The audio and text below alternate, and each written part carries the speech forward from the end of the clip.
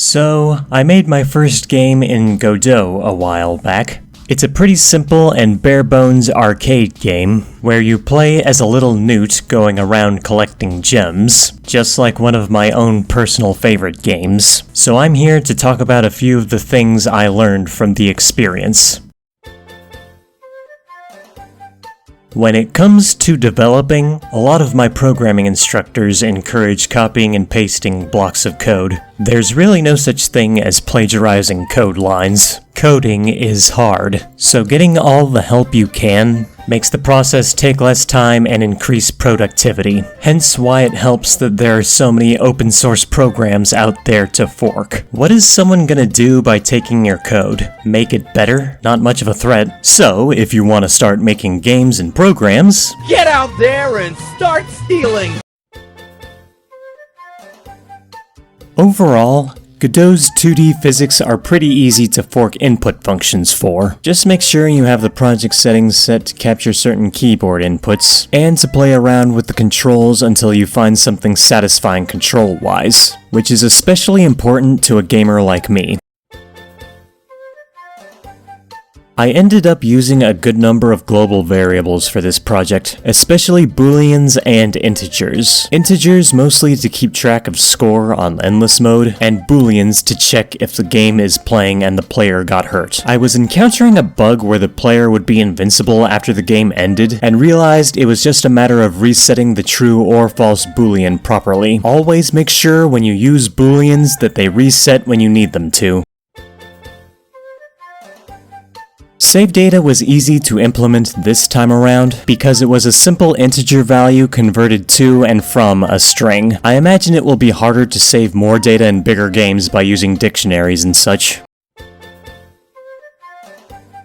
I had to do some extra tinkering with making a function randomly pick a number from an array. Instead of leaving that variable in the array after it was chosen, I made it so the array would remove the chosen value from the array until all of the values were chosen. Then it would add them all back and repeat the process. Think of it like randomly picking a jelly bean of a certain color from a jar. Then you leave it out of the jar and pick the next random jelly bean of a different color. You leave that jelly bean out of the jar, keep repeating this until the jar is empty, and then add all the jelly beans back into the jar and then do it all over again. I believe Tetris does something like this to make getting the same pieces multiple times in a row harder. It helps to create more unpredictable randomness to shake up the experience.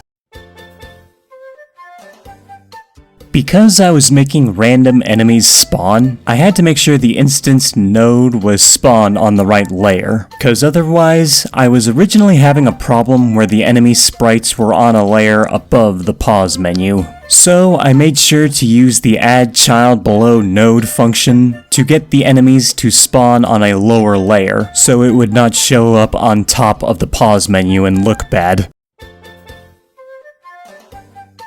Open game art is your friend if you want to find stuff to tinker around with. Almost all of this game's assets are stuff I downloaded. The only exception is the player's sprite of our little gem collecting newt named Cute. I want him to be a relevant character in my dream monster collector project, so we might as well make sprites for him. For that, I have my friend John Flan to thank for putting together his sprite animations, so I could focus on the programming aspects. The design of Cute is credited to HG22, otherwise known as Retro Games HQ, and drawn by the artist Substitube. He made this design copyright free so anyone can use him, and I want to use that freedom as much as possible myself.